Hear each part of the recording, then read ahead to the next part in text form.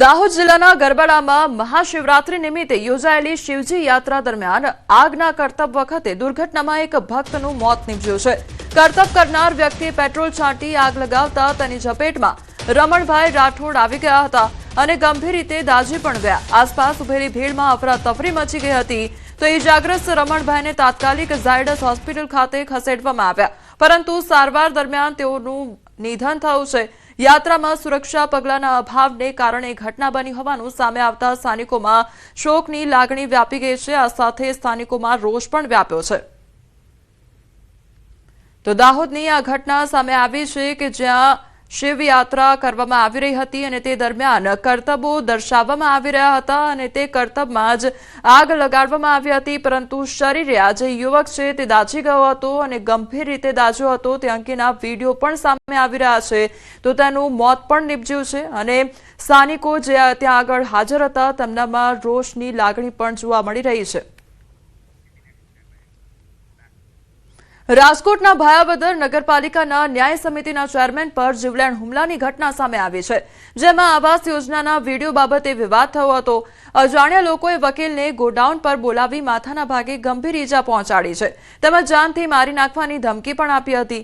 આ ઘટના બાદ હુમલાખોરો ફરાર થઈ ગયા હતા। વકીલને તાત્કાલિક સારવાર માટે હોસ્પિટલ ખસેડવામાં આવ્યો, જ્યાં તેમને માથાના ભાગે 3 ટાંકા આવ્યા છે। આ મામલે પોલીસે વધુ તપાસ હાથ ધરી છે। જમાલપુર ખાડિયા વિધાનસભાના ધારાસભ્ય ઇમરાન ખેડાવાલાને હાર્ટ રિલેટેડ પ્રોબ્લેમ થતા ઝાયડસ હોસ્પિટલમાં દાખલ કરવામાં આવ્યા છે।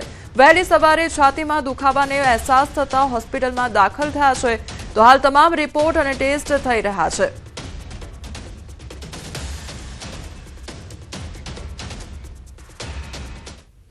જામનગરના હનુમાન ટેકરી અને સિદ્ધાર્થનગર વિસ્તારમાં રેલવે દ્વારા 7 દિવસમાં મકાન ખાલી કરવાની નોટિસ અપાતા ભય અને અફરાતફરીનો માહોલ સર્જાયો હતો। સેંકડો પરિવારો ઘર વિહોણા થવાની ભીતિમાં હતા, તો આ મામલે સ્થાનિકોની રજૂઆત બાદ જામનગરના સાંસદ પૂનમબેન માડમ તાત્કાલિક હરકતમાં આવ્યા અને કલેક્ટર કચેરી ખાતે રેલવે અને તંત્રના ઉચ્ચ અધિકારીઓ સાથે બેઠક યોજી માનવીય અભિગમ સાથે લેવાયેલા નિર્ણય મુજબ હવે માત્ર પ્રોજેક્ટ માટે અનિવાર્ય હોય તેવા મકાનો જ હટાવવામાં આવશે અને લોકોને સ્થળાંતર માટે પૂરતો સમય પણ આપવામાં આવશે। આ હકારાત્મક સમાધાનથી સ્થાનિકોમાં રાહતનો માહોલ જોવા મળ્યો છે।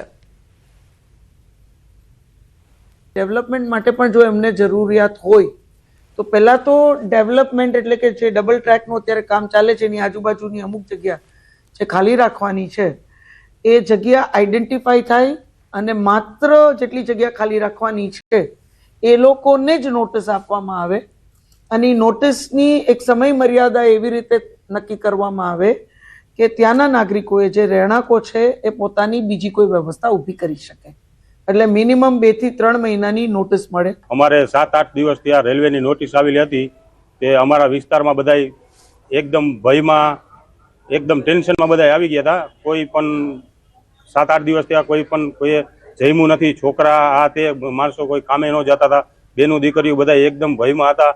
એ બદલ અમને પૂનમબેને આજ ખૂબ સહકાર આપ્યો અને એમાંથી અમને મુક્ત કરાવેલ છે। પૂનમબેન અને બીનાબેન શહેર પ્રમુખનો અમે ખૂબ ખૂબ આભાર માનીએ છીએ। અમરેલીના મંદિરોમાં ચોરી કરતી ગેંગનો પર્દાફાશ થયો છે। એલસીબી પોલીસે ચોરી કરતી ગેંગના 6 આરોપીઓને ઝડપી પાડ્યા છે અને આરોપીઓ પાસેથી 2.5 લાખનો મુદ્દામાલ જપ્ત કરી લીધો છે। પોલીસની તપાસમાં ખુલાસો થયો છે કે ગામની બહાર આવેલા મંદિરોના લોકેશન સર્ચ કરી રેકી કરવામાં આવી હતી। તેના બાદ એક પછી એક 18 મંદિરમાં ચોરી કરી હતી। આ ગેંગ સુમસામ વિસ્તારોમાં આવેલા મંદિરોને નિશાન બનાવી રાત્રિના સમયે દાગીના અને રોકડ રકમની ચોરી કરતી હતી। તો મંદિરોમાં સતત વધી રહેલી ચોરીની ફરિયાદોને ધ્યાનમાં રાખીને એલસીબી દ્વારા સઘન તપાસ શરૂ કરવામાં આવી હતી, તેમજ પોલીસ દ્વારા આરોપીઓની વધુ પૂછપરછની કાર્યવાહી પણ ચાલુ છે। સુરત ઇન્ટરનેશનલ એરપોર્ટ પરથી પકડાયેલા 6.18 કરોડના હાઇબ્રિડ ગાંજા મામલે પોલીસ તપાસમાં મોટા ખુલાસા થયા છે। ગત 22 ડિસેમ્બરના રોજ સુરત ક્રાઇમ બ્રાન્ચે આંતરરાષ્ટ્રીય ડ્રગ્સ રેકેટનો પર્દાફાશ કરી 6.18 કરોડની કિંમતનો હાઇબ્રિડ ગાંજો ઝડપી પાડ્યો હતો।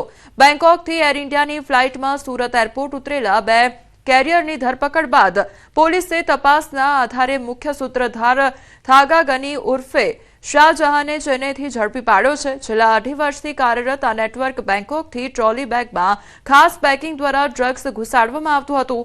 તો હાલ મુખ્ય આરોપી 18 ફેબ્રુઆરી સુધી પોલીસ રિમાન્ડ પર છે, ત્યારે બેંકોક સ્થિત અન્ય વોન્ટેડ આરોપીઓની શોધખોળ ચાલુ છે. આ સાથે પોલીસ તપાસમાં સામે આવ્યું છે કે આ સમગ્ર રેકેટનો મુખ્ય આધાર બેંકોક ખાતે હતો. બેંકોકમાં સ્થિત મુખ્ય સૂત્રધારો મોહમ્મદ અલી અને મોહમ્મદ ઇબ્રાહિમ છેલ્લા 2.5 વર્ષથી કેરિયર પદ્ધતિ દ્વારા ભારતના વિવિધ શહેરોમાં હાઇબ્રિડ ગાંજો ઘુસાડતા હતા. આ ગેંગ ટ્રોલી બેગમાં ખાસ પેકિંગ કરી ડ્રગ્સ છુપાવતી હતી.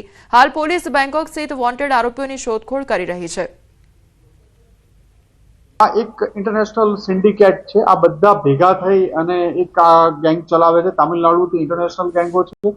આ મુદ્દામાલ ઇન્ડિયાના અલગ અલગ એરપોર્ટમાં ઉતારી અને પાછા તામિલનાડુ જ લઈ જવાના હતા. આ ઇન્ફોર્મેશનના આધારે ક્રાઇમ બ્રાન્ચે પકડી અને એમને ત્યાં મોકલ્યો.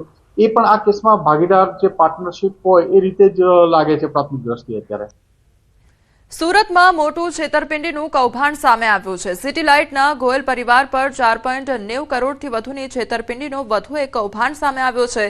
આ સમગ્ર કૌભાંડમાં ગોયલ પરિવારના 4 સભ્યોની ધરપકડ કરવામાં આવી છે.